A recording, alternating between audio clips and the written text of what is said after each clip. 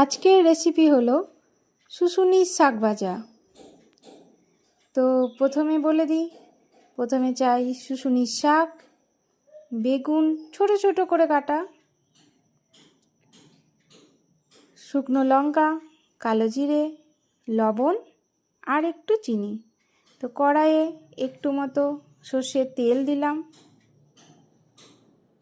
তেলটা হালকা একটু গরম হয়ে এলেই বেগুন দিয়ে দিলাম, ছোট ছোট করে কাটা। বেগুনটা একটু ভেজে নিতে হবে, হালকা লাল লাল ভাজা হয়ে গেলেই বেগুনগুলো তুলে নিচ্ছি।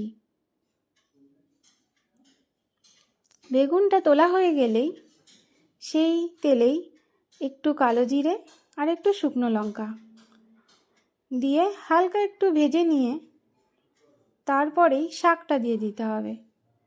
শাকটা দেওয়া হয়ে দিয়ে হালকা একটু ভাজতে হবে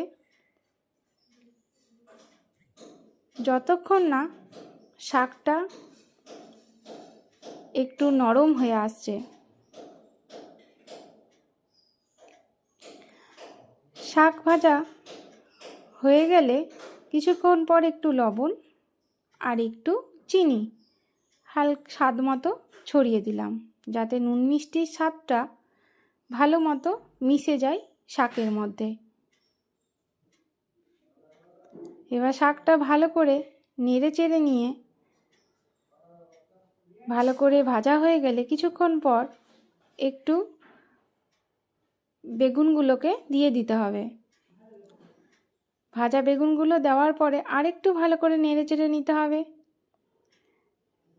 ভালো করে বেগুনগুলো শাকের সাথে মিশিয়ে নিলেই চটজলদি আমাদের রান্না হয়ে গেল শুশুনির শাক ভাজা। এবার আমরা প্লেটে সার্ভ করে নেব শুশুনির শাক ভাজাটাকে। এই আমাদের রেডি শুশুনির শাক ভাজা বেগুন।